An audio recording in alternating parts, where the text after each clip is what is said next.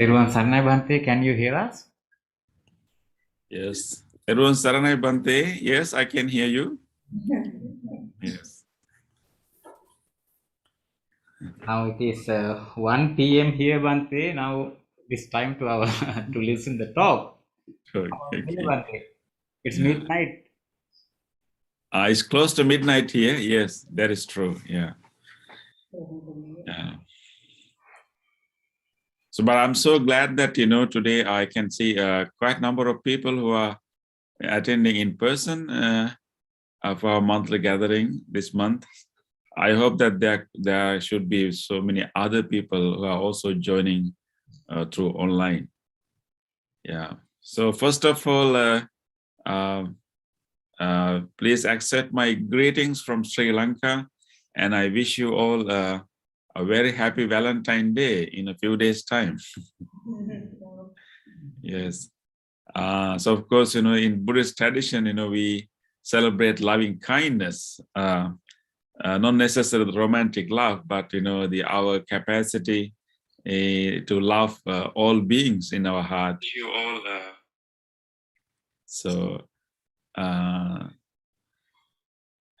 So how did you have a good lunch today? Yes. We were missing you. Okay. So because the food can be an expression of love. So many people have cooked their food with care and so much love. Yeah. Okay. So today our topic is a Buddhist wisdom for health relationships, and so as social animals, as human beings, we all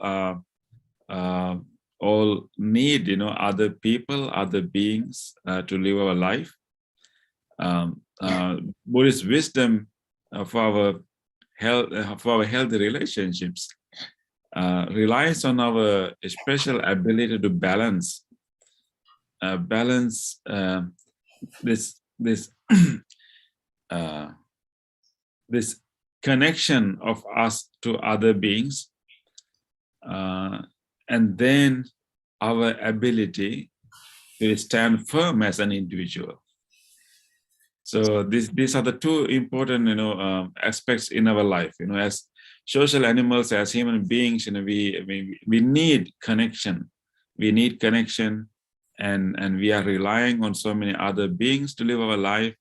So our whole life is connected to so many other beings. So we cannot do anything by our own in a true sense, because we are all connected. We are all interdependent. So we are necessarily have connections and relationships. So we cannot live our life without having that connection with others. But at the same time, if you really want a healthy relationship, we also should have an ability to stand firm, and as an individual, with maintaining a balance, maintaining inner peace within us. Because if you do not have an inner peace within us, if you don't have an ability to stand firm, it is not possible for us to have healthy relationships, because the true relationships comes not by too much, and not through a reliance on others too much, because then if we are relying too much on others, our relationships will be full of anxiety, anxiety of losing others, anxiety of losing the connection, and it will be an anxiety for oneself, and it can be a burden to others too.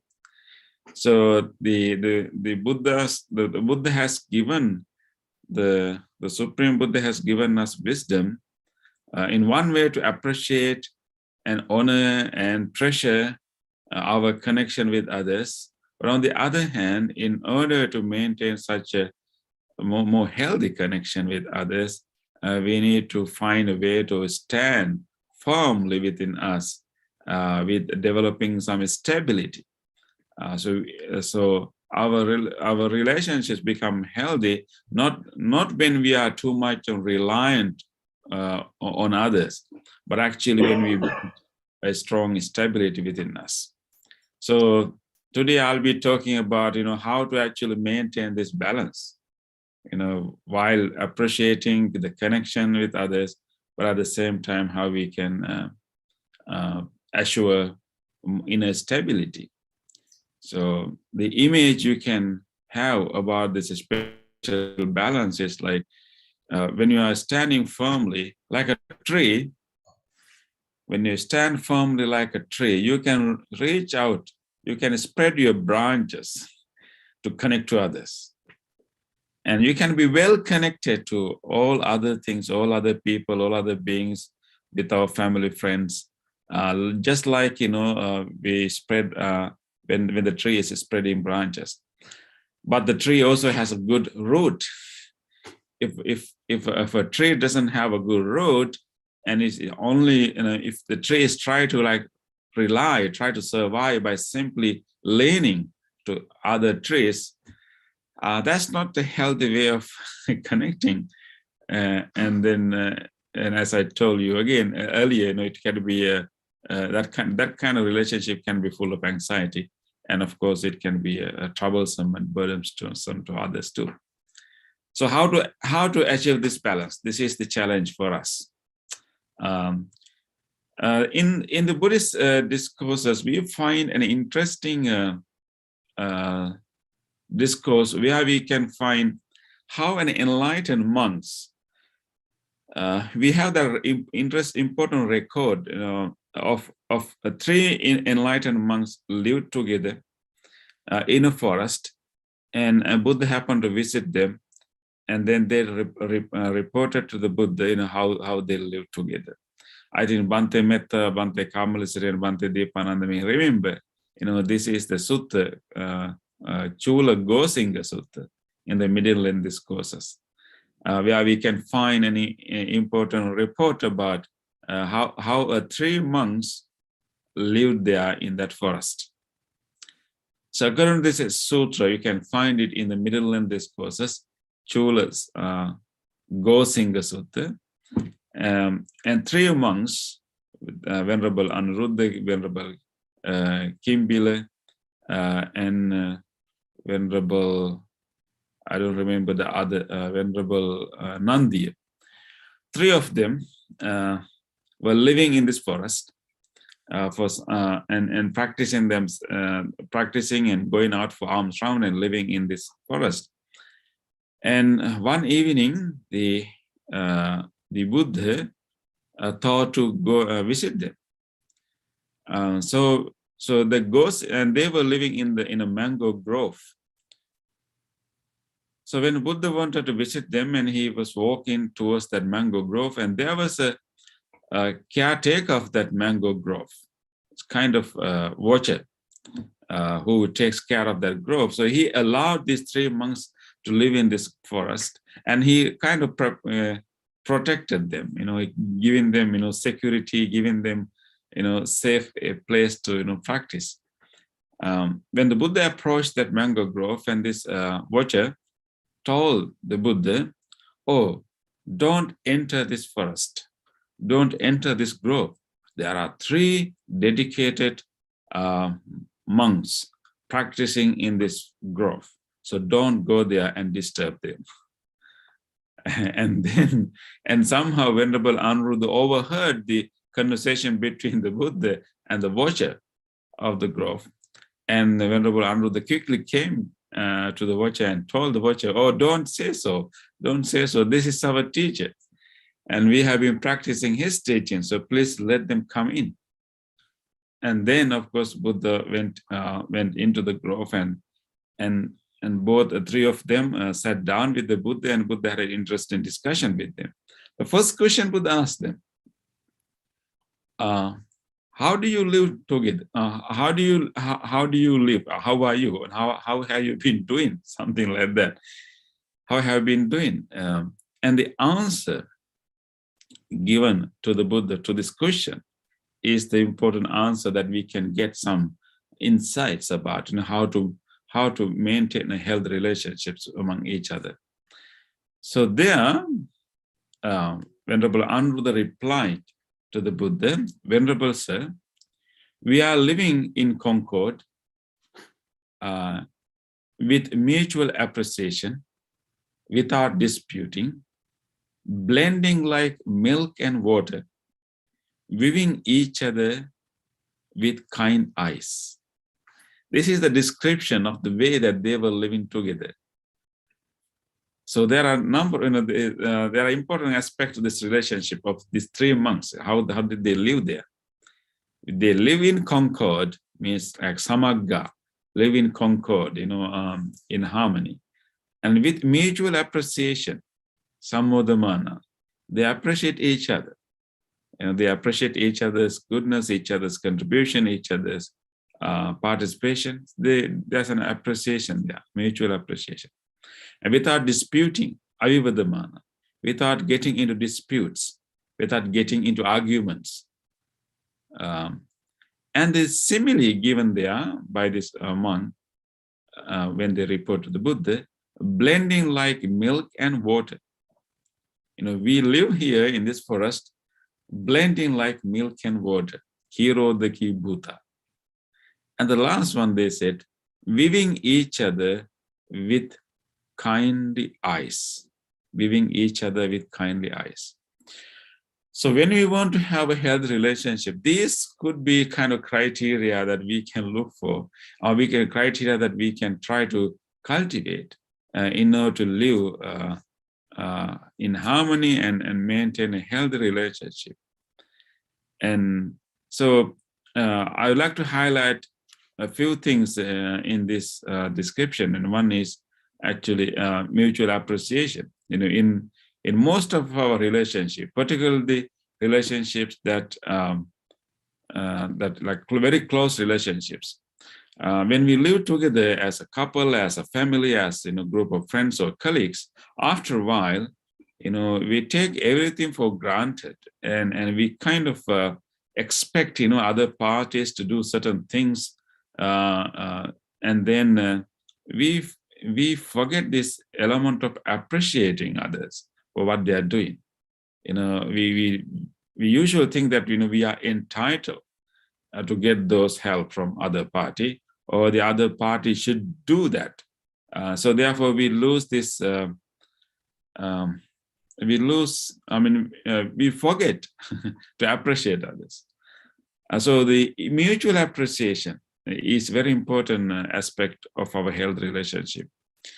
And of course, getting into arguments, getting into disputes is also common. And usually, when we live together, definitely there can be disagreements. So having disagreements is one thing, but getting into arguments and disputing is another thing. It's a different level. So the second one we can learn from here is actually when there are disagreements, the points of disagreements, we should develop our attitude, our ability to accommodate our differences, accommodate our disagreements, and still work with them, and not making them into points of arguments, because arguments cannot bring us anywhere. And the other one is actually blending like milk and water. So I like this simile because usually, we think that in a relationship we should have common or matching qualities. So our idea that if you want to live together in harmony, both should be same. We should have same interest, same maybe same level of whatever. So we are looking for someone who's quite similar to us. But of course, there should be some common similarity too. But here the simile say that we live here like blending like milk and water. So instead of saying that milk and milk, or maybe water and water, it says, we live like milk and water. And I think in your experience, you may have seen that, milk and water are two different liquids, but, they really mix really well. Of course, when you put water into milk, and milk will be diluted, but they really blends really nicely. Two different things. Milk is one thing, water is another thing. But when you put them together, they complement and they blend together nicely. So our relationships are also like that. Two people are two people. Three people are three people. Five people are five people. They are different individuals, completely different from each other. There should be some common areas that people can agree, but there's no way that one individual will be exactly similar to another individual.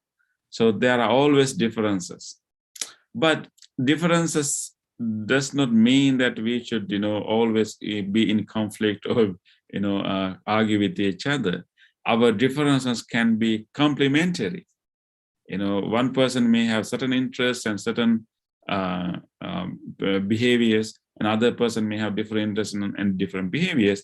But if we work together, we can actually make these two different things work together.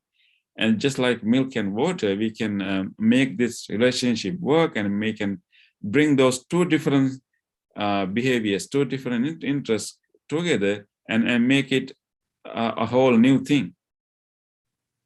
And that's an important wisdom we can learn, how we can utilize our differences rather than making them difficult,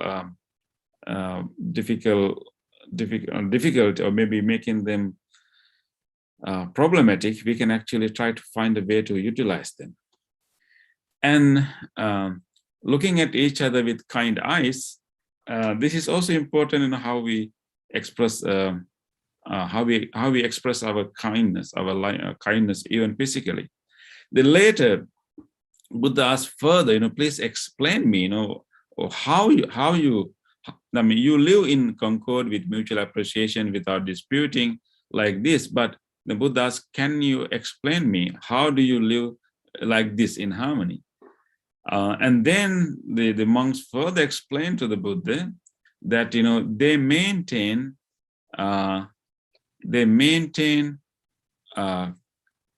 bodily acts, verbal acts, mental acts with loving kindness. That is the key. They maintain their loving kindness whenever they are interacting with each other, bodily acts.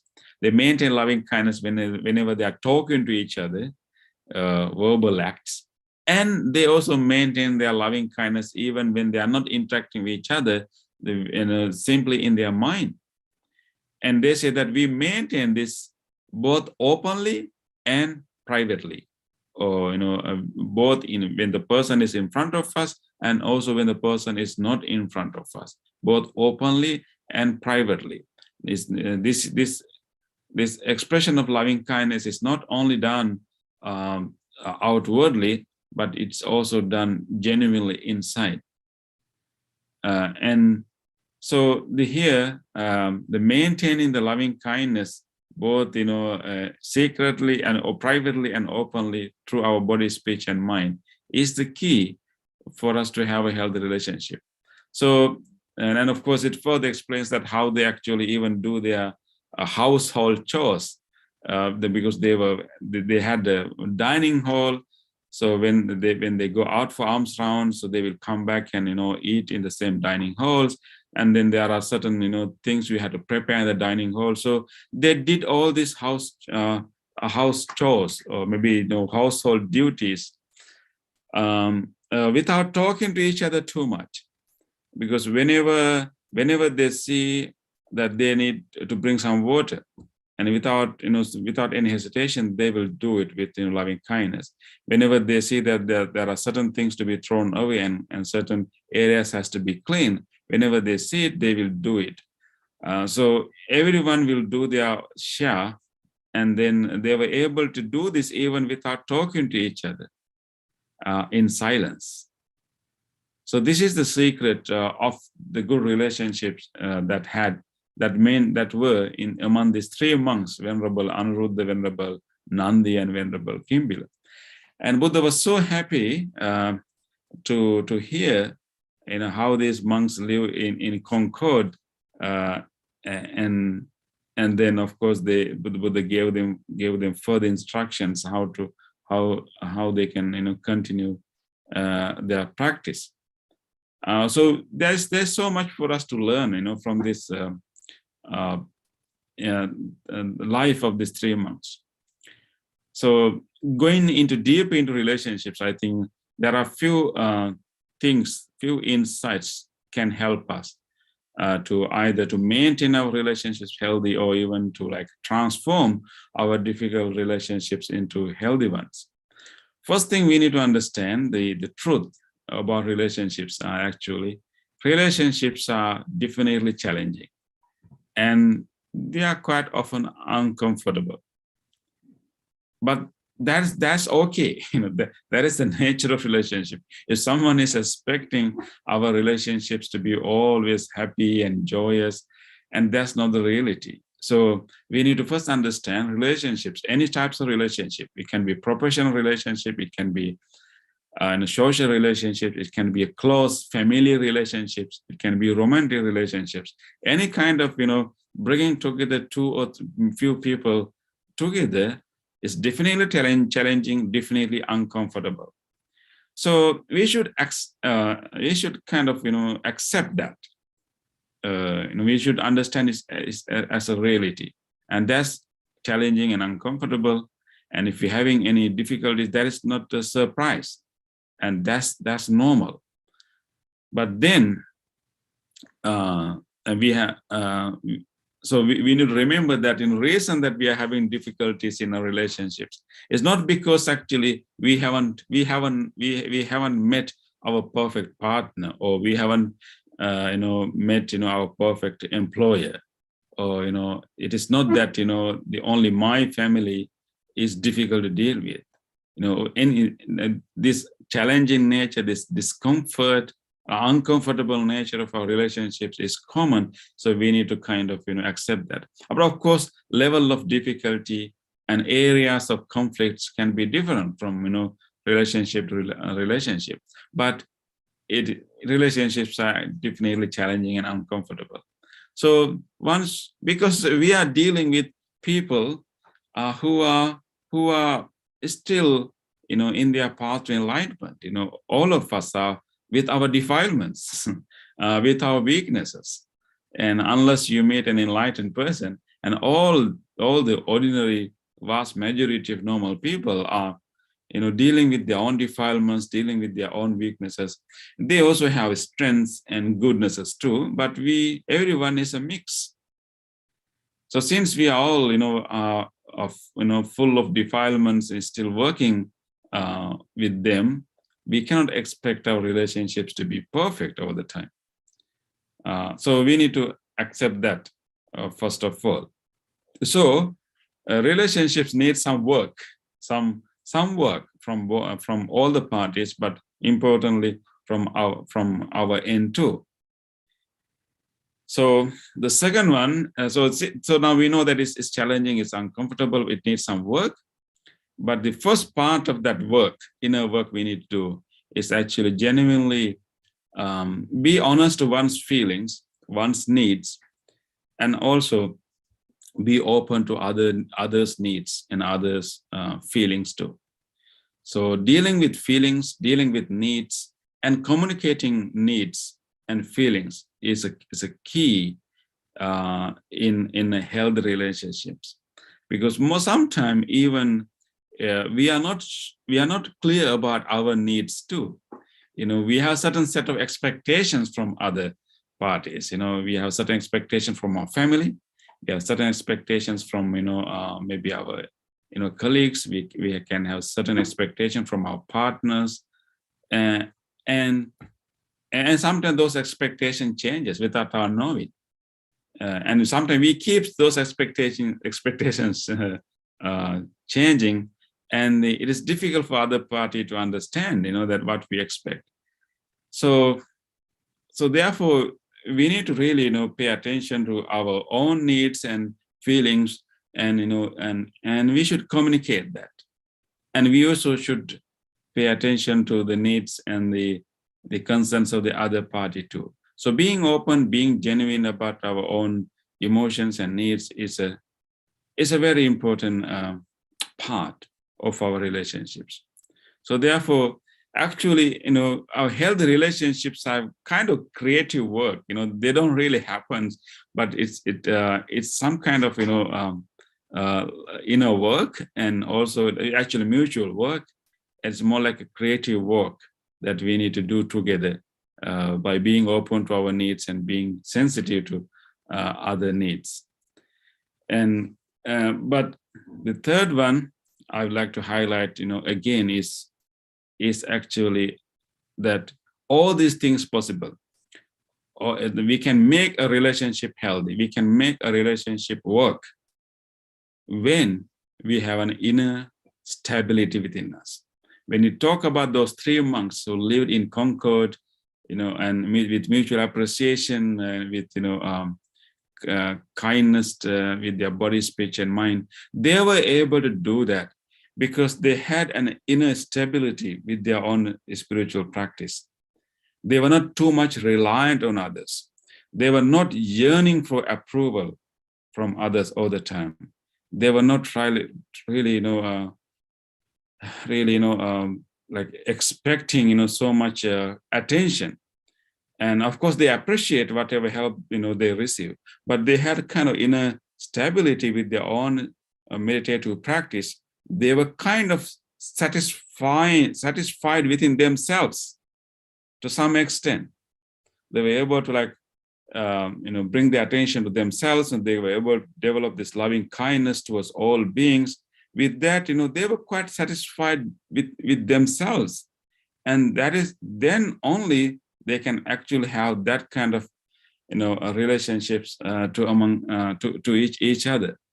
So developing this inner stability within us is the key. So in other words, actually, the relationship that we have with ourselves, how we relate to others, how we relate to others is the key for having, is to decide how we can relate to others. And how we relate to ourselves, when we develop our awareness and mindfulness about ourselves, we will see our mind, we will see our needs, we will see our emotions and feelings. And not all the feelings and emotions are, are positive. There can be unskillful, unwholesome emotions too. But we should be able to kind of accommodate them. And so our relationships involves a lot of accommodation, accommodating one's own weaknesses, one's own sometimes unwholesome emotions, but accommodating them, observing them, and not feeding them, and also accommodating weaknesses and failures of others also, and accommodating and adjusting to it. And then we have to have kindness for all of that.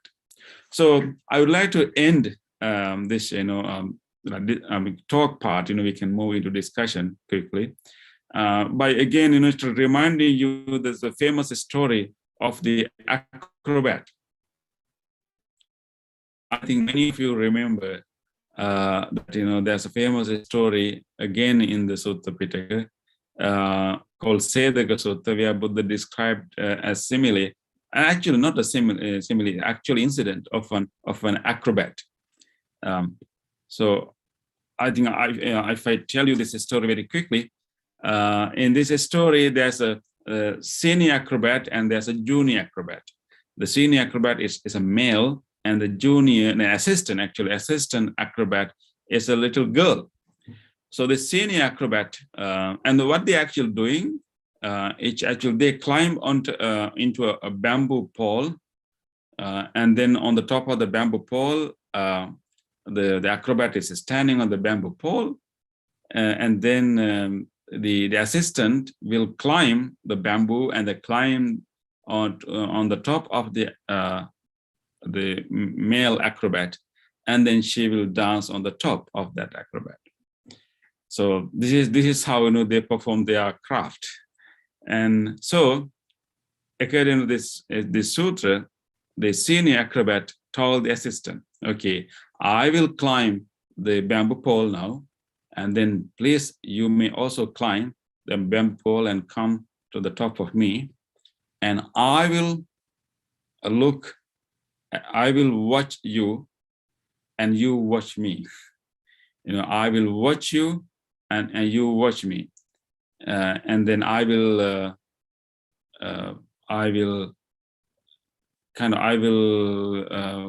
take care of you and you take care of me. So if we can do that, if I watch you and you watch me, so we can actually do our job perfectly without falling and we can impress the audience, and then we can earn a lot of money. This sounds quite sensible, when you are playing such kind of acrobat, and it's very risky job. You have to maintain balance, each has to coordinate. So the senior acrobat saying that you watch me and I watch you. So that's how we can do. But then the assistant, the young assistant girl, told this senior master, my master, that's not going to work. I will watch myself and you watch yourself. And if I will watch myself and you will watch yourself, and if each one of us is not doing any mistake, we'll be able to do this. And if you are going to watch me, and if I'm going to watch you, and we will forget our role, one's own role. Therefore, this young assistant is kind of giving a counter suggestion to this senior master, saying that the real way to work this craft is actually to watch oneself. I will watch myself, you will watch yourself, and I will do my duty, you will do your duty.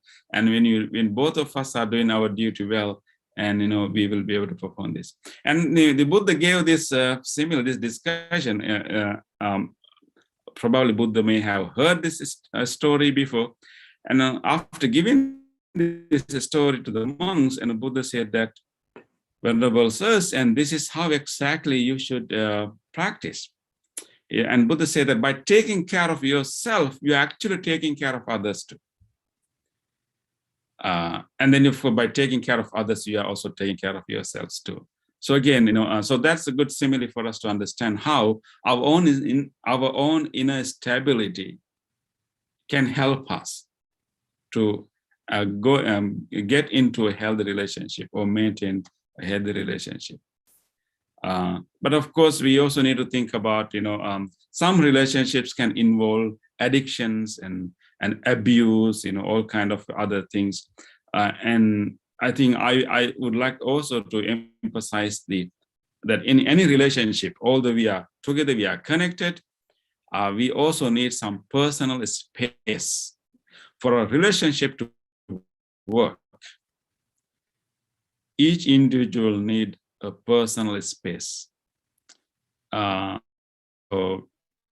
relationship, or romantic relationship, or family relationship, we can be together, we can be helping each other, we'll be doing together things, but in order for us to run, in order for such a relationship to go on, we need a kind of personal space too. Sometimes from it's also related to developing inner stability, personal space, like some kind of freedom, some kind of space that they can take a breath and they can reflect, how they are doing, how the relationship is moving. So this personal space is very, very important. It kind of breaks certain and if you don't have that personal space, our relationships are going to be really difficult and even may not work well. So I hope that you remember that relationships are always challenging and often uncomfortable, but that's okay. You should be able to accommodate that, accept that fact. But then that doesn't mean that they have to be uncomfortable all the time. We can make them comfortable. We can make them work. We can use those uncomfortable, challenging relationships as places where we can change ourselves. We can grow. But the key to have a healthy relationships is actually being open and genuine and honest to one's own needs and feelings, and also being sensitive to others' needs and feelings. And inner stability is the key to have a good relationship with others. And in other words, kind of relationship that we are having with us, kind of inner talk that we are doing to ourselves. And that decide what kind of relationship that we can have with others. So if we can have an attitude of acceptance of oneself, and if you know the way to settle down your mind, and that and develop some kind of inner security within ourselves, through our meditative practices, with our contemplative practices, that inner security, inner stability that we develop within us provides us a good, firm basis that we can actually reach out to others and have a very healthy relationships. So having a personal space in our relationship is also part of that. Okay, so I would like to stop here the talk, and maybe we can open up for questions. I think you may have your own experiences with your own relationships, and and I would like to hear a lot from you. And I like to learn whether you have any experiences that you saw a challenge in your relationships and you were able to overcome that, or you have seen the other relationships that are healthy or that are not healthy, how we can help them. So please feel free to share your thoughts.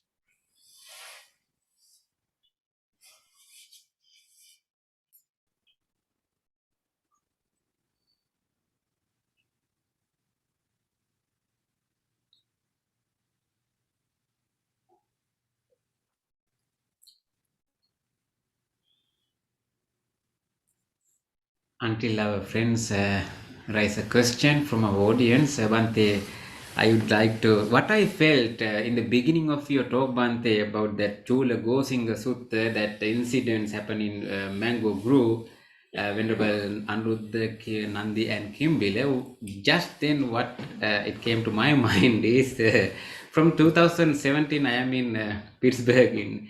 Why we were in Natrona Heights, there are also 3 months. Even right now there are 3 months. Same.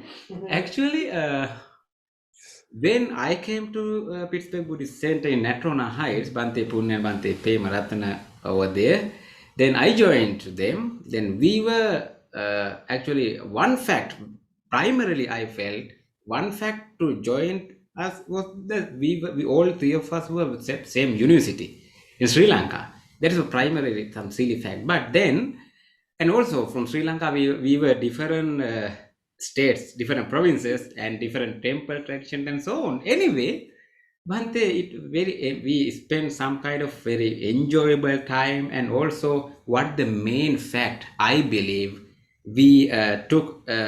We had a great strong bond together is the teaching of the Buddha. Why before that Buddha Puja session, I said that we used to do some discussion together, all of us, Bhante, right? You can remember. So we were doing discussion and so on, and some arguments also were there. That is not personal. That is some kind of Dhamma fact. But Doctrinal. doctrinal, yes, Bhante. So it was enjoyable, and as Bhante said, that concord and also appreciation.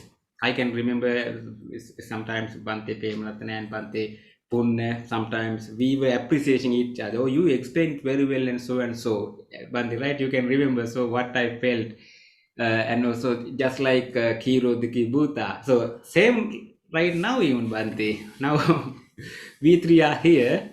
We are doing, as Bante mentioned, that our temple chores, what the duties.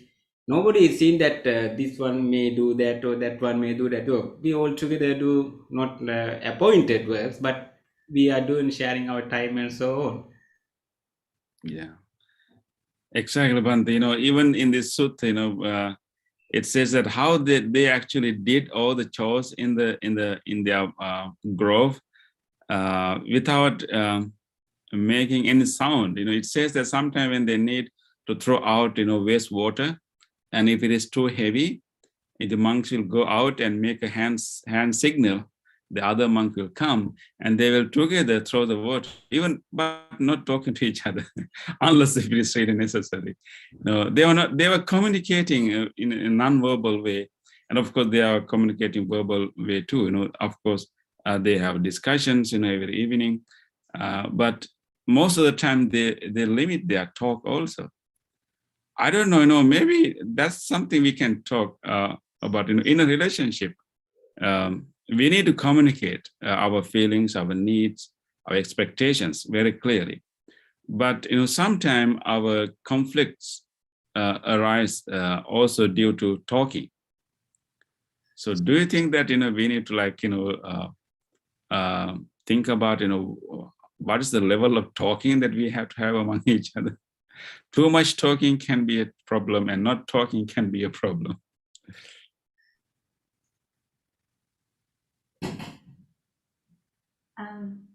If I may add to that, Bante. So I Yes. remember when we first moved here in US, and we came to see you in Natrona Heights, and somehow you and Bante Purna, we met, and then I remember you once advised us. So my husband is very quiet and I'm always talking.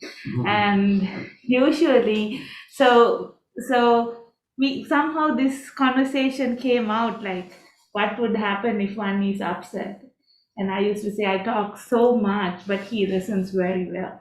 And you said, yes, it's sometimes it's good to calm down oneself when the other one is very heated, but also make sure that you show that you listen. At least say so that you know that it's listened, but not reacted but responded.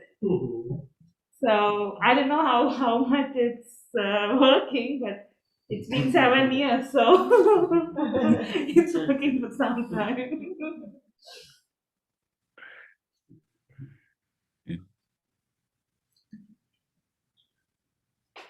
So I think that's the idea of milk and water.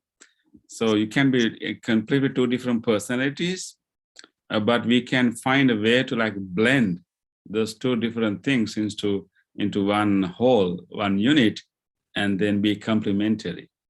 Yeah.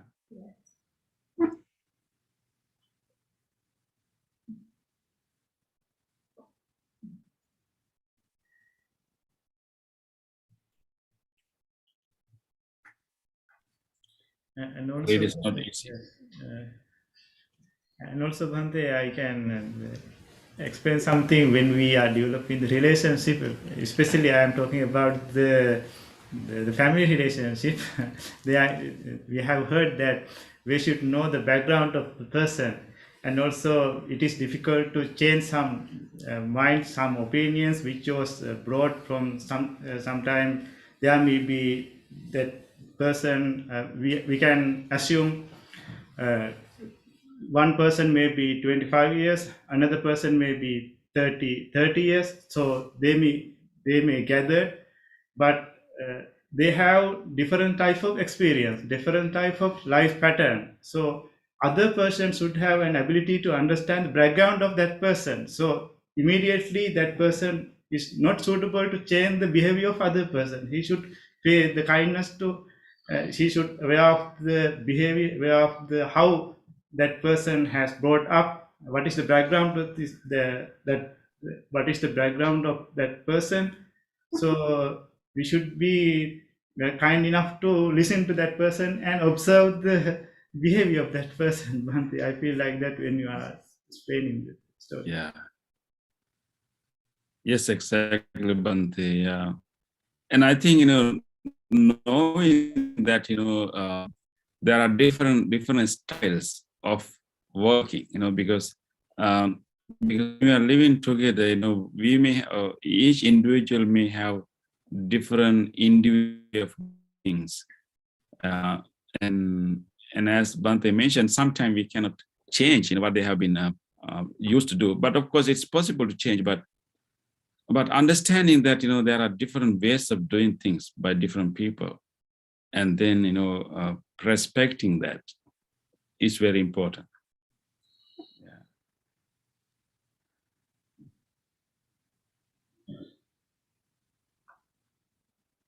I would like to hear from you.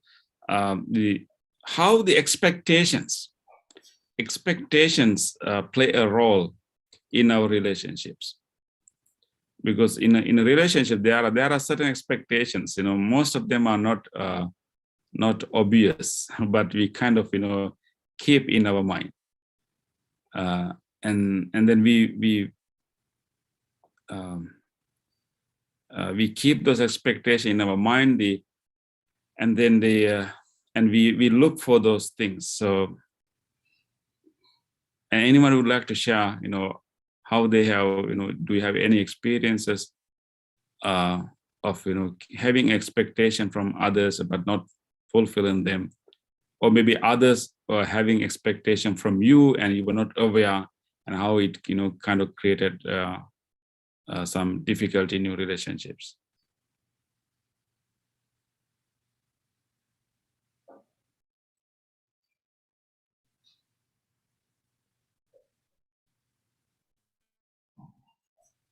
Well, I can jump in at this juncture. Well, I was brought up in a typical Sri Lankan family, and then I got married to a Chinese lady, and of course our views are different. Chinese background, how she was brought up, and how we were brought up was quite different. But we have been together for 48 years. Congratulations. But Congratulations. oh, thank you. And so sometimes, two ethnic backgrounds, they have different opinions, but we have sort of blended. Of course, she grew up in Sri Lanka, so she knew some of the traditions, Sri Lankan traditions. But it's like milk and water, we have mixed up so well. 48 years. Yeah, I think, yeah. Thank you, Mr. Nishanta Bandaranaike, for sharing that interesting story of your own story. And definitely, I think both of you are definitely milk and water, and we have seen it, we have witnessed it, and it's so wonderful to see how in this age, at this age, you both are how still taking care of each other. I can also see that that blending of milk and water, how both of you are complemented to each other. That's a wonderful way to be, definitely. And I think the underlying fact of this healthy relationship is actually genuine kindness, and you can call it love, but genuine kindness and respect to each other, right? And respect means respecting the differences, respecting their background, as Bhante Kamalasari mentioned before, and you understood that she has a different background, different upbringing. You respect that.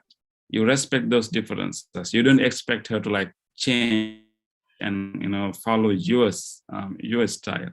So you have the respect, and at the same time, we have genuine kindness to each other, and knowing that the other person is not perfect. Other persons also have his or her own weaknesses, and just like me, I also have my own weaknesses and room imperfections, but in having the kindness, having that attitude of acceptance of those weaknesses and imperfections is very important, because kindness can help the other party to grow later. But these things are not easy, when you get into an argument, because sometimes you get into argument out of very petty issues, like we have to keep this new a new flower bouquet that you brought, maybe a new power, and we have to keep it, like we have to hang this, and who's doing the dishes. And all these little petty things are the ones that actually create whole arguments and difficulties. I would like to learn from you. How do you deal with this day-to-day things, which are quite difficult to come into agreement. But how do you do it? If I may, You do the your way and doesn't care of the other one, or how do you do it? if I may add to that, Bhante. So I come from a family where my mother and father both worked not 8-hour shifts, but day and night duties, because my dad was a security officer in the Sri Lankan airport, and my mom is a nurse and she still works. So I saw growing up, they exchanging their roles. I saw my dad cooking in the kitchen, and I've seen my mom heavy lifting things and taking care of us. The typical Sri Lankan father's duties would be fulfilled by my mom, and vice versa by my father. And then we came here and we started living in our apartment, and I have to say, like, I saw the same roles happening in our house. Like, sometimes I would cook and my husband would clean, but then vice versa, he would cook. So I think it's not being rigid on the roles, but rather being flexible and do what's needed to be done, not sticking to a rigid pattern. So I would say that's how we get the things done. I think that's a good piece of insight, like how we can have general division of labor, but you don't have to be rigid on that, right? And we can be flexible. Yeah, I think that's a very important insight, how we can do it. And even like when we think about Bhante Mehta was explaining that how when we live together, we also have kind of areas of our duty, our duty, like who we will take care of these things, but they were not rigid, as you mentioned. We have some responsible areas of the duties, but they are not rigid. Occasionally, other one can also do that. I think, yeah. So in a way, so who can cook? Who can cook better? You had to ask that question.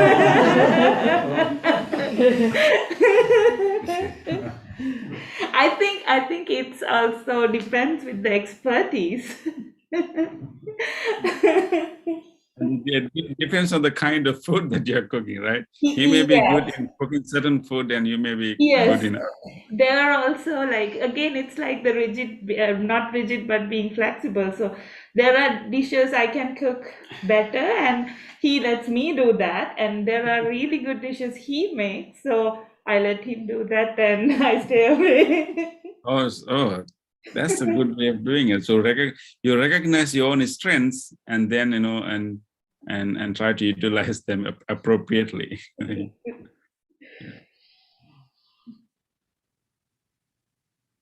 in my relationship, it's an age difference. My husband is 10 years older than me.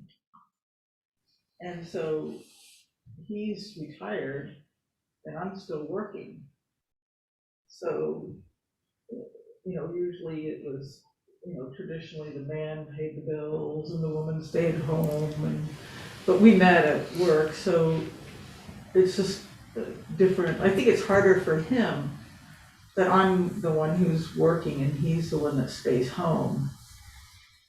So Mm.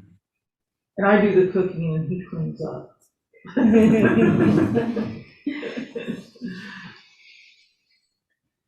Yeah, definitely. I think, it can be difficult for him, definitely. Yeah. Lot of, Yeah, my income is larger than his, so usually it's the other way around. And wouldn't you say that sometimes it's the disagreements or the conflicts occur not because we have differences, but somebody outside the relationship point it out to you? Like, so we are in here in US and he cooks, I eat, doesn't matter. But sometimes somebody would call from Sri Lanka and say, oh, so your husband is cooking. What are you doing? Oh, I'm just laughing. So as long as you keep a strong root, and when you know that you're doing something, it's okay what you're doing. I think it makes it healthier. Yeah, exactly. Next So time.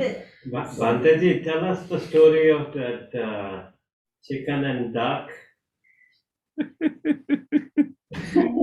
It only works one way in many households. Yes. Yeah. Thank you, Dr. Abhay, for reminding that story. That's an old story. I think I have told that, quite enough, and then I almost forgotten that story now. Yeah. Yeah. But I think, the Dr. Abhay mentioned about this story, how we get into an argument, due to very, unimportant things. But once we get in an argument, we feel quite, serious. We become serious about our arguments, although the issue can be very insignificant. But once the argument is started, it can become really personal and really, heavy, and it can create a lot of, challenges in our relationships. So, and then ultimately, so I think, Dr. Abhay, I will try to remember that story. This is a story told by Ajahn Brahm, and in his Dhamma talks, it's about a newly married couple. And they were newly married. They one evening, during the honeymoon, they wanted to have a nice walk in the forest. So they were holding their hands and they're walking in the forest, and suddenly they heard the sound of a bird. It's like some kind of sound. A bird is singing or making a sound, like, and then and the wife said that, oh, that should be a chicken. That is how the chicken sounds. And then afterward, husband said, I'm not sure. Let's wait for some time. And then again they heard the sound, and the husband said, no, that is a duck. That is how the duck is making sound. But the wife is not happy to accept that. He said, no, duck doesn't go like that. And she even imitated that ducks go like this. And she make the sound. And then, okay, let's wait for the next time, until we hear the sound again. So again, the bird sound, make the sound. And then the wife said that, did you hear that? That's not the duck, and that's the chicken. And the husband was so frustrated because he's quite convinced that that's the sound of a duck. And at that point, and they were like, arguing against each other's duck and chicken, the sound of the duck and chicken. And after a while, they're not coming into agreement. And then after a while, the man, using his manly power, and and he became quite firm on that, said that, and I didn't, he said that, you even cannot distinguish the sound of a duck from a sound of a chicken, and shut up, and that's a sound of a duck. And he uses manly power and kind of threaten on her to accept that there is a sound of a duck. You are too stupid even not to be able to distinguish sound of a chicken and a duck. And once the man shows his firm and kind of angered voice, and suddenly the wife felt so frightened and so anxious, so fearful, and she started to she started to have tears on her eyes and slowly coming down. And at that point the husband realized it is too much. He went too far, and he said that, oh, don't worry, dear, it should be a chicken. or who knows that it's genetically modified duck sound. So finally, so I think the point is that, do we want to be right in an argument, or do you want to be happy in an argument? So you have to choose between being right or being happy, harmonious. But I want to be right and happy about being right. You choose either, right?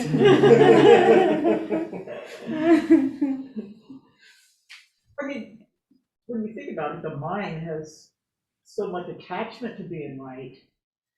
It's hard to let go of being right sometimes. I think, whenever we start an argument, we take it personal, we make it, like that point of view is mine. And if someone is arguing against that, you are feeling like that person is arguing against me, not about the viewpoint. So we claim the ownership to that viewpoint, and that's where we get all these troubles. Yeah, political nowadays. So it's not just the family or husband and wife relations, even for the friends, it happens, right, Bhante? Yeah. Like sometimes, for an example, maybe it's the political views. So all of a sudden you're arguing with your best friend for two political parties, and at the end of the day, sometimes the politician you were talking about shifts from one party to the other. You lose your best friend. You lose your best friend for nothing. So next time you get a call from Sri Lanka and somebody says, "Is your husband cooking?" Tell them that the best chefs in the world are men. I'm not sure I think I'm correct if I say this. It's like maybe two generations behind, the expectation was quite conservative. So maybe that's what they Well, now you have an answer.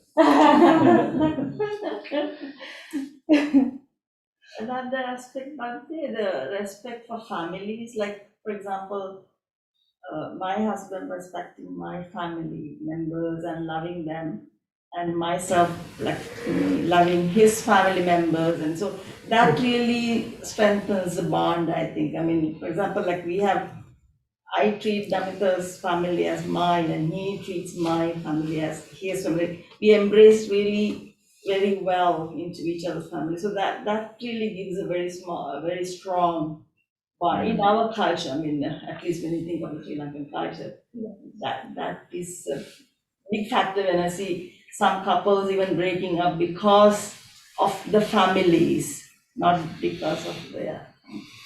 So. And sometimes the family becomes more attached to the other part. Yeah, actually, That's a wonderful thing to happen, actually. Like when you have a relationship with one person, and then you can expand that, love and that relationship with all the other people who are connected to him or her. I think if we can do that, and that really, that's a blessing. That's a blessing. It creates a whole new family, and you get a whole new family. And that's a wonderful thing to happen. But of course, again, even to maintain like a healthy, good relationship with all these people, we have to have our own inner kindness and inner stability, our own inner fulfilling. I think the problems arises, when we want others to be fulfillers of our expectations. When we are not fulfilled within ourselves, we have a lot of expectation from others, from close people, from distant people, and when we want everyone to fulfill our expectations, and that's where we get into trouble. So again, coming back to this, key point that we have to have inner stability, in order to have a good relationship with everyone else.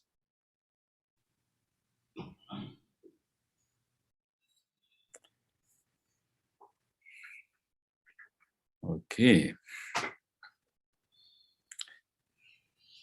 So I am also having issues with having too many relationships with too many people. So from the day that I came to the temple in Sri Lanka, and all the people and friends here say that now it is enough for you to have served in the US. Now it is time for you to come here. And I'm getting this request every day, and I said no, I'm trying to serve in both sides, but yeah, so too many to serve now.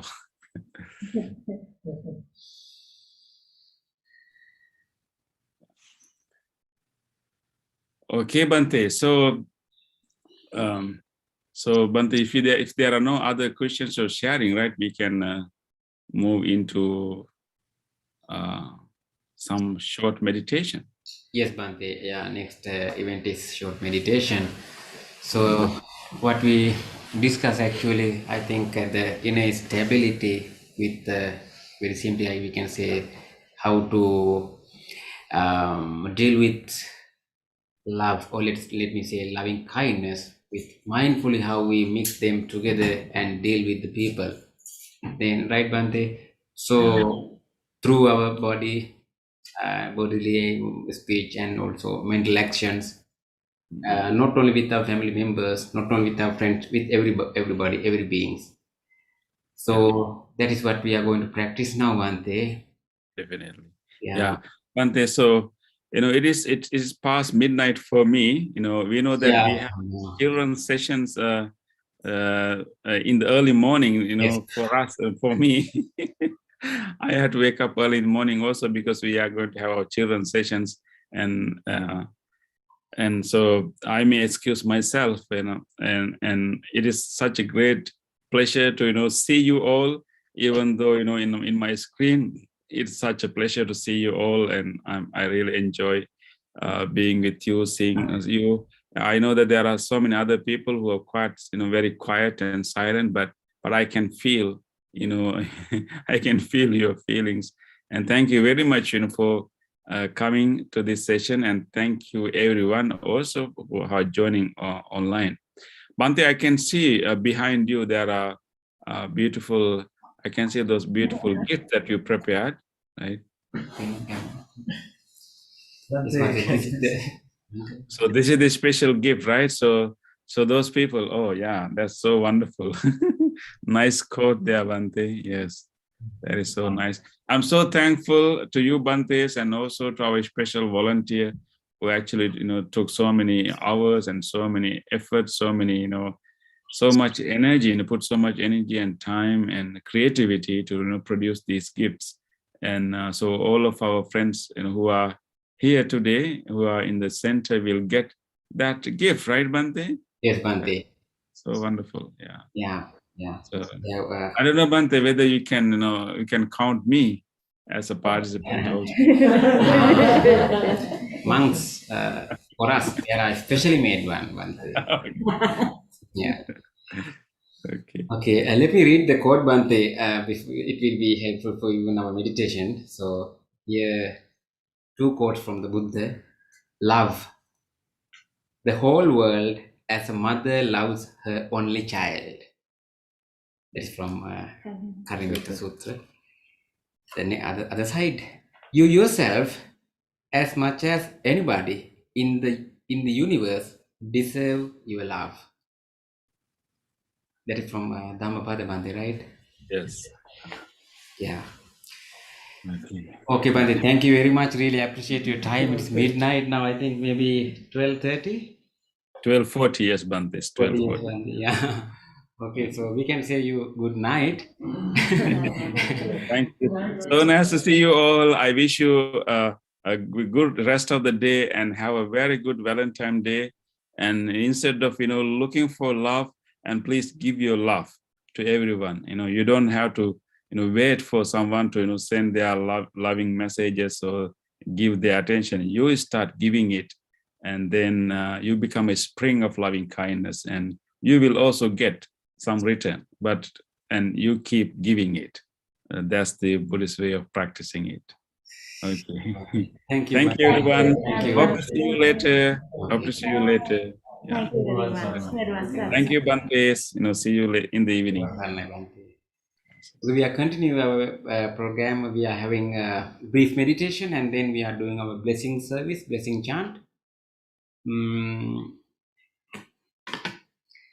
So now it's time to practice meditation, especially focused to loving kindness. What we were talking, now we have to do it in practice. So before we start our meditation, now maybe more than 1 hour we were sitting. So it's better we can have 3 minutes or 2 minutes. Yes, we can stand up if you wish. If you can stand up and do a little bit feeling about our body, then we can sit again and do our meditation.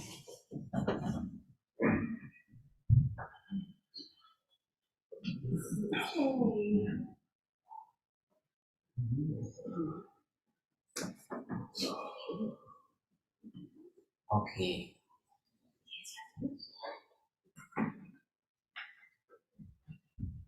Before we start our meditation, we can feel our body. It will be helpful for us to bring our awareness to this present moment. So now you can stand firmly. You can let your hands hang parallel to your body. Gently close your eyes and feel your body. Feel your feet, the 4 corners of the feet, the 2 sides of the heel, the big toes, the little toes. You are firmly grounded. Feel your feet.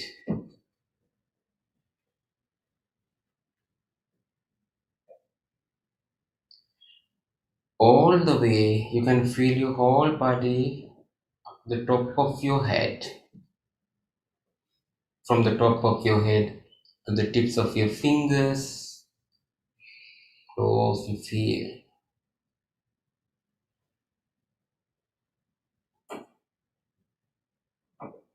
You may feel some different sensation in your body after you have, because you are in standing posture now.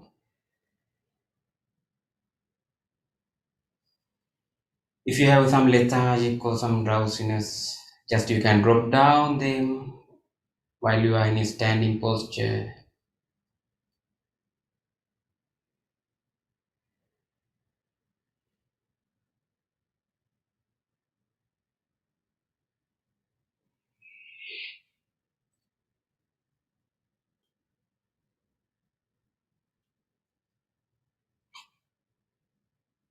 Now you can slowly sit down and prepare your body for the meditation.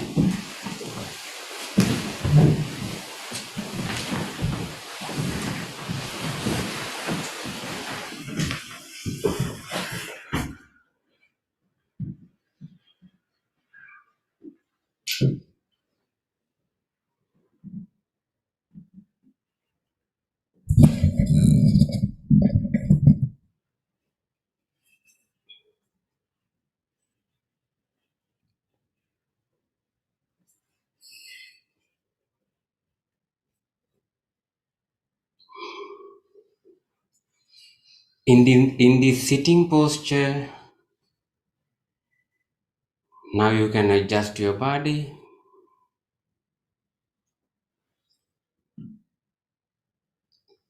Into a meditative posture.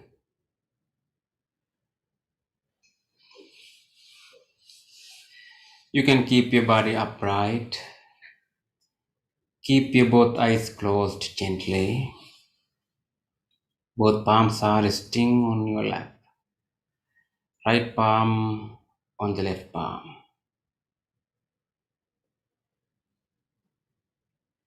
Feel this posture.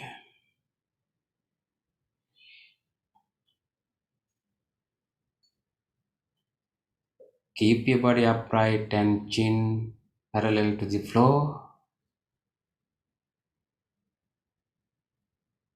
Bring your full awareness to observe the body, to feel the body.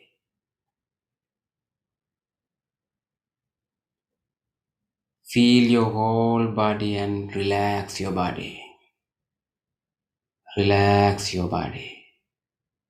Relax your body.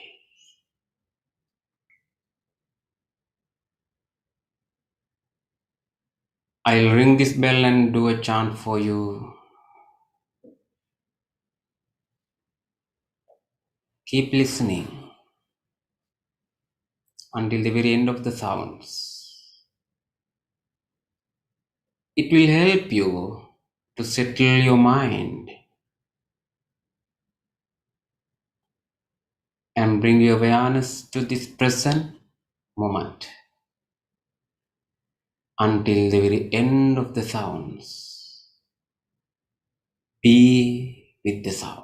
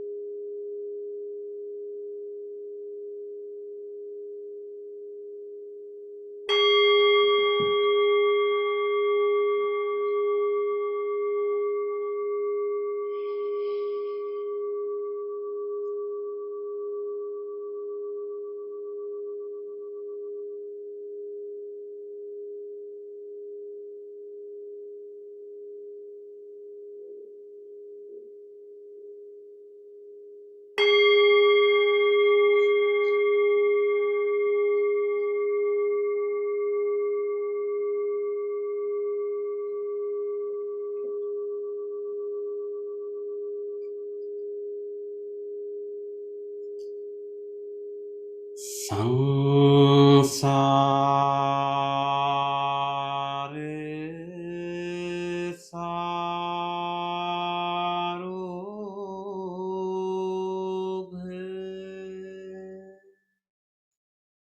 vinite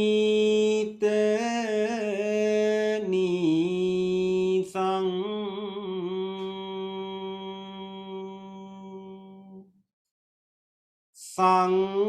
Sangite satang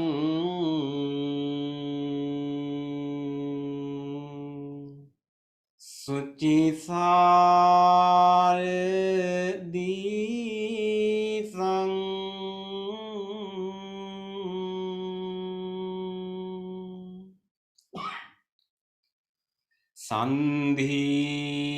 Sandhire kang sun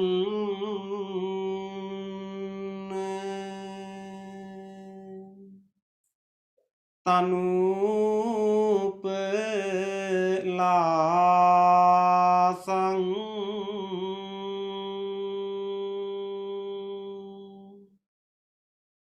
sang lap đi sinh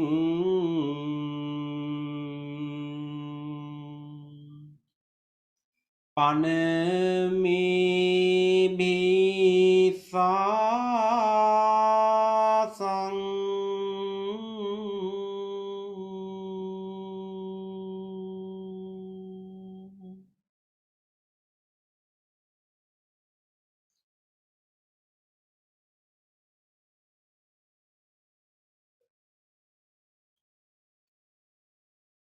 Observe your mind,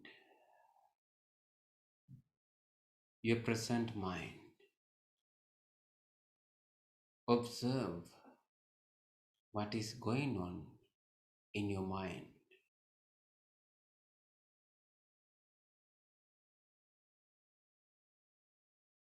You may find thoughts arising one after the other. Just observe them. You are not going to cultivate any of these thoughts.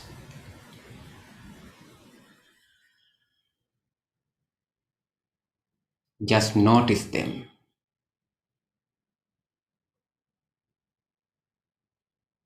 Come back to your present moment. You are here.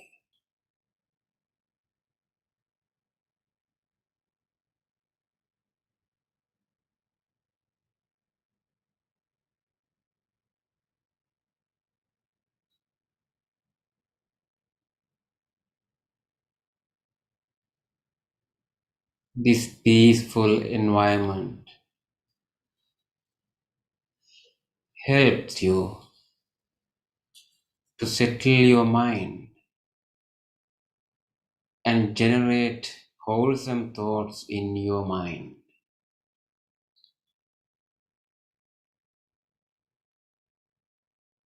You can generate wholesome thoughts in your mind.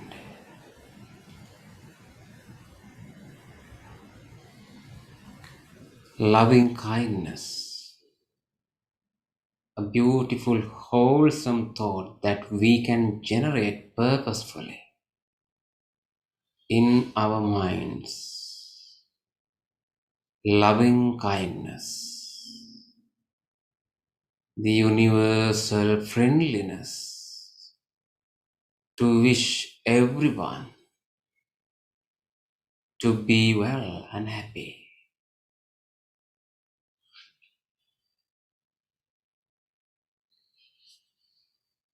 Make loving kindness wishes for you, for yourself first.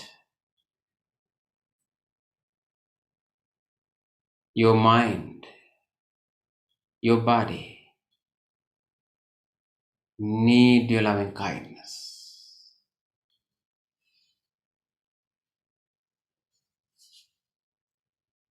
Generate loving kindness towards you. May I be well. May I be happy. May I be peaceful. Be peaceful. Be peaceful.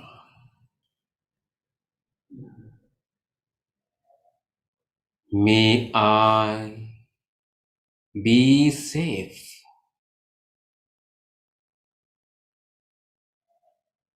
May I be healthy. May I be healed. Be healed. Be healed.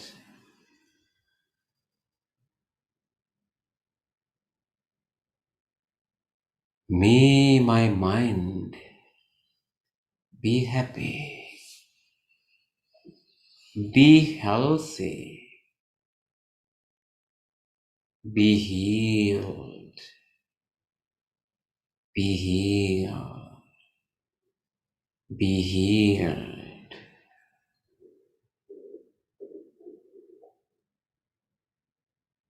You can radiate your loving kindness throughout your body.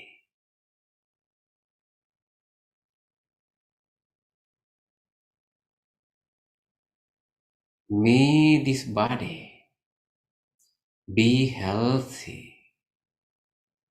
Be healthy. Be healed. Be healed. Be healed. May I have a healthy body. May I have a healthy body. May I have a healthy body. May I be well. May I be happy. May I be peaceful. Peaceful. Peaceful.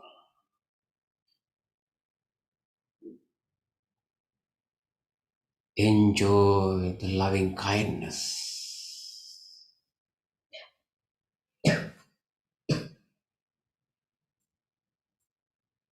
Your loving kindness is boundless, no limits.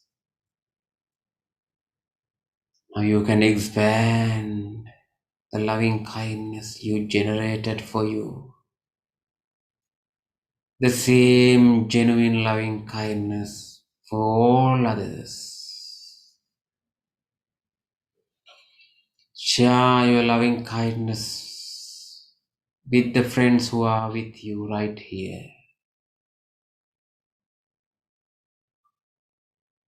May the friends who are with me right here be well, be happy,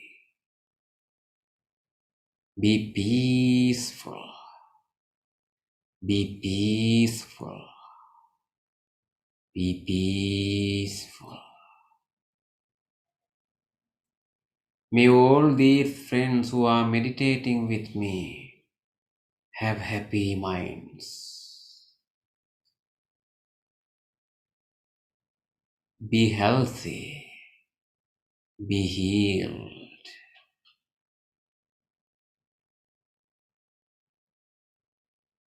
Beyond this room, now it is time to expand your loving kindness to all beings, to all people,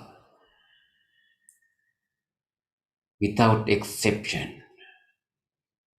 All beings, visible or invisible, living near or far, large or small, everyone else. May all beings be well. May all beings be happy. May all beings be peaceful, peaceful, peaceful.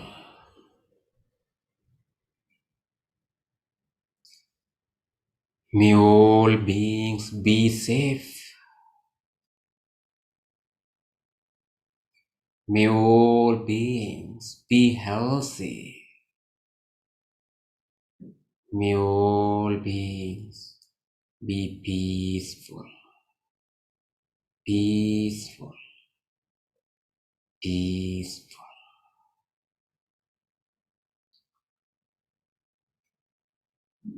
Loving kindness. Loving kindness makes our mind purified. Feel the peace within yourself.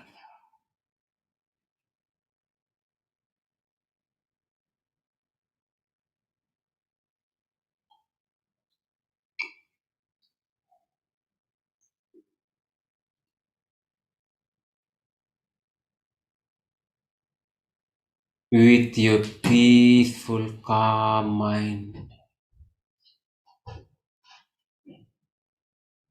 now you can spend few minutes to observe your breath. Mindfully observe your in-breath and out-breath. Just a few minutes.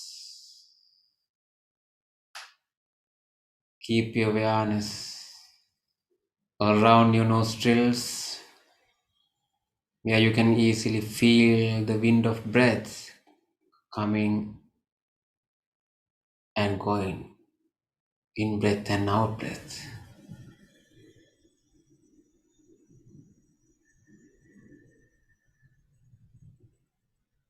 Mindful breath in, mindful breath out. Take a long deep breath. Slowly breathe out. Relax your body. Take few breaths mindfully.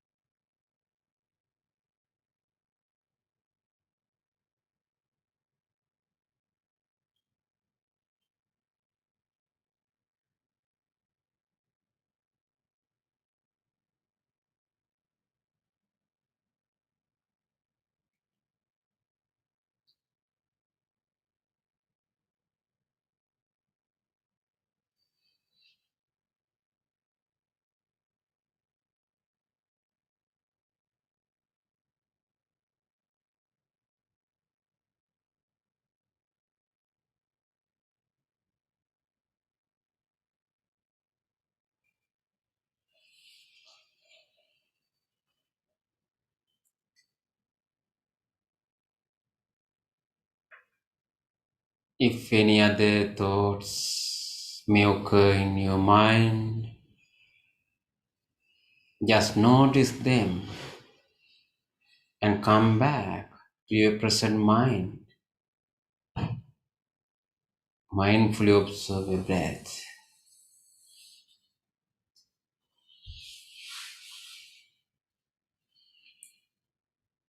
You have very few minutes more. Make your full effort to be with your breath.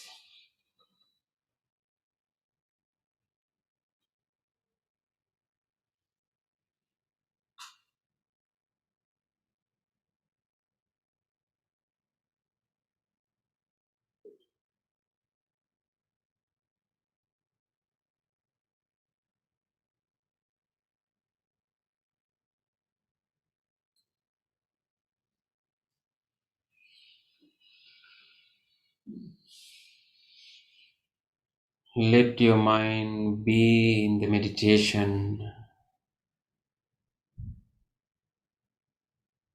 We are doing our blessing chanting. You can focus your mind to listen to the chanting, being in meditative posture. We are chanting Karaniya Metta Sutra, the discourse on loving kindness, originally uttered by the Buddha himself, with great compassion to all beings. We wish all of you receive the great compassion of the Buddha, the blessings of the Buddha, and may you be happy, may you be well, peaceful, and receive good health and healing.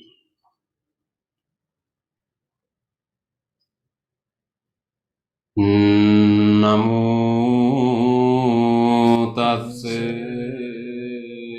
bhagavato arahato samma sambuddhassa. Namo tassa bhagavato arahato samma sambuddhassa. Namo tassa bhagavato arahato samma sambuddhassa. Araniya matta kusalena yantam santam padang abhisamicca sakko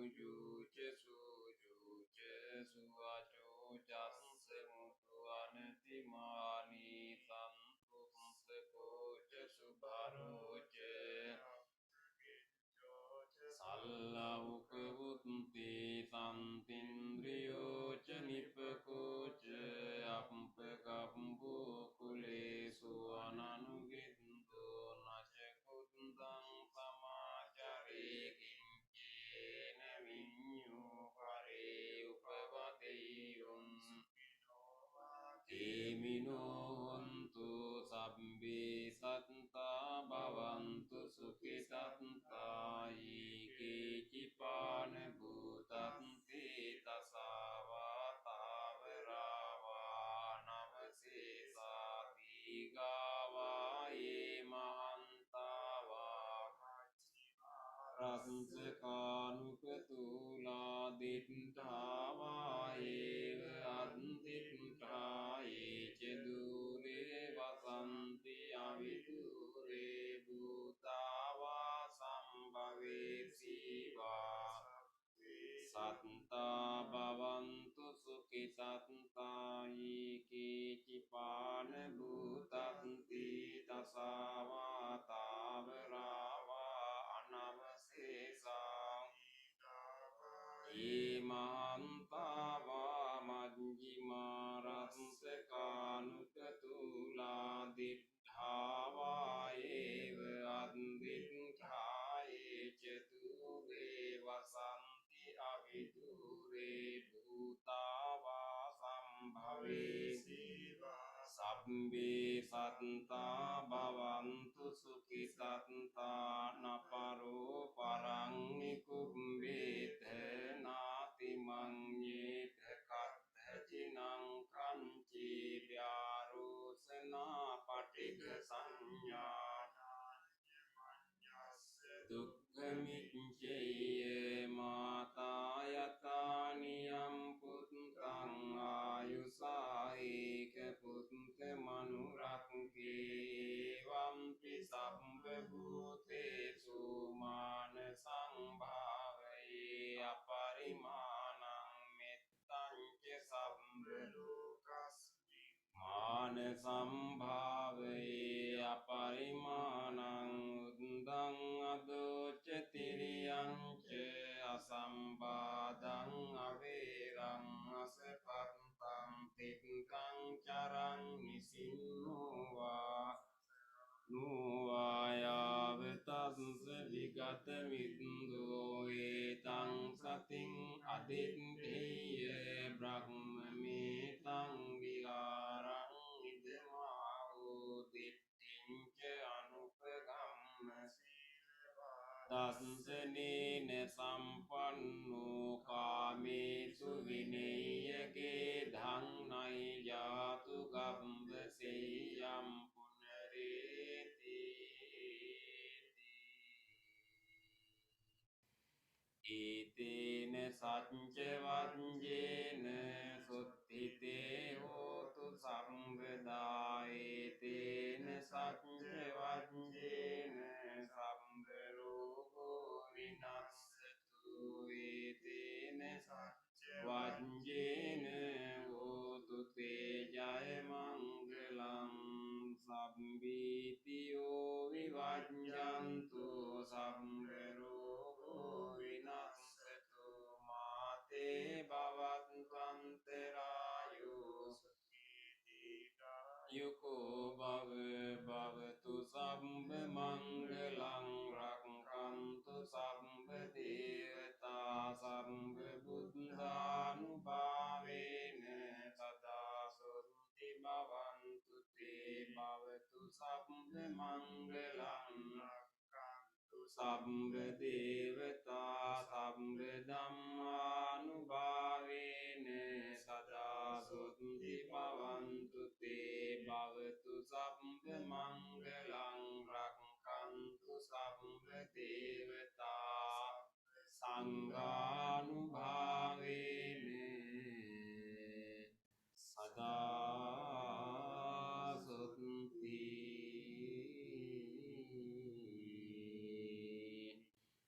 භවන්තු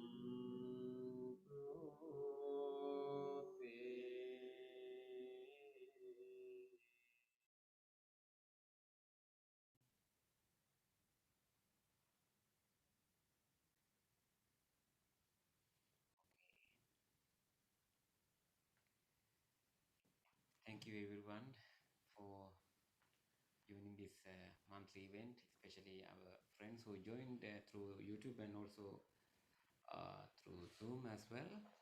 So we thank you, and also we wish all of you good health and enjoy the week. And tomorrow is exactly Valentine's Day. So can we wish happy Valentine's Day? Okay. As monks, we wish all happy Valentine's Day. Okay, thank you again. And also who are in person, now it is our what we call this opportunity. So anyway, you can see the spectacular gift, right? Made by our special volunteer. We want to especially appreciate the dedication. It is a very good, wholesome act for the well-being and of others. What sacrifice they did. So it's a very beautiful one. You can keep it at your home. This is a reminding message, and also you can keep on the table or somewhere else at your office or your home. Anyway, it's a very beautiful one. So we're again thanking and appreciating our volunteers' dedication. Now it is time to have this one, and also with the blessing string. Okay, thank you, friends. We are now leaving our session. So the friends who are in person, you can come to us to receive this gift and the blessing strings.